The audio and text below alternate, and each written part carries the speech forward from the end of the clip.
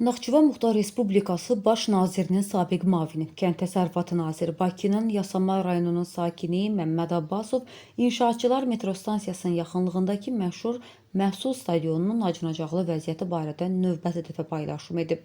Xatırladaq ki, vaxtilə müxalifətin mitinqlərinin keçirdiyi məkan olan məhsul stadionu illərdir ki, təmir adı ilə qazılıb tökülüb. Lakin əvvəlki minlərlə sakinin yeganə istifadə məkanı olan stadion təmir olunmur.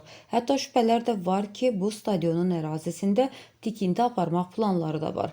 Abbasov isə əvvəllər də dəfələrlə bu barədə sosial şəbəkələrdə yazıb və kütləvi informasiya vasitələrində çıxış edib.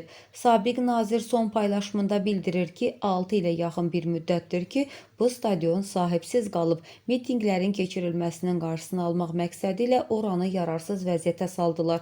Həqiqətən də bu stadionda mitinqlərin keçirilməsi ətraf binalarda yaşayan sakinlərin haqlı narazılığına səbəb olurdu.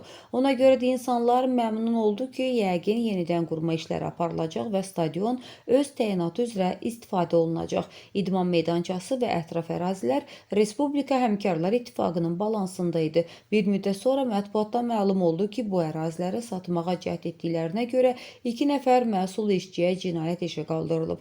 Lakin məsələnin nə yerdə qalması məlum olmadı. Bu haqda dəfələrlə sosial şəbəkələrdə məsələ qaldırılıb. Çox təəssüflər olsun ki, nə rayon icra hakimiyyəti, nə də bələdiyyə rəhbərlikləri məsələyə əhəmiyyət vermirlər. Respublika Həmkarlar Təşkilatı da özünü görməməzliyə vurub. AFFA, Gənclər və İdman Nazirliyi də vəziyyətə biganə qalırlar. Belə şairlər gəzir ki, bu ərazilər artıq satılıb. Düzdür, o tənqidi yazılardan sonra rayonun kommunal təsərrüfat idarəsinin işçiləri orada hərdən təmizlik işləri görürlər. Onlardan maraqlananda ki, buranın sahibi kimdir, deyirlər ki, biz bilmirik. Sadəcə göstəriş veriblər ki, gedin oranı təmizləyin. Keçən ilə qədər Respublika Həmkarlar Təşkilatının idarələrinin orada adlarını əks etdirən lövhələr var idi. Keçən il o lövhələri də oradan yığışdırdılar. Bildirmək istəyirlər ki, yəni bizə məxsus deyil. Bəs bura kimindir, kimə satılıb? Bilirsiniz, artıq bu ərazidə binaların arasında yeni çox mərtəbəli bina ucaldılıb. Görünür, növbə idman meydançasına da çatacaq. Səsləndirilən iddialarla bağlı bütün maraqlı tərəflərin mövqeyini işıqlandırmağa hazırıq.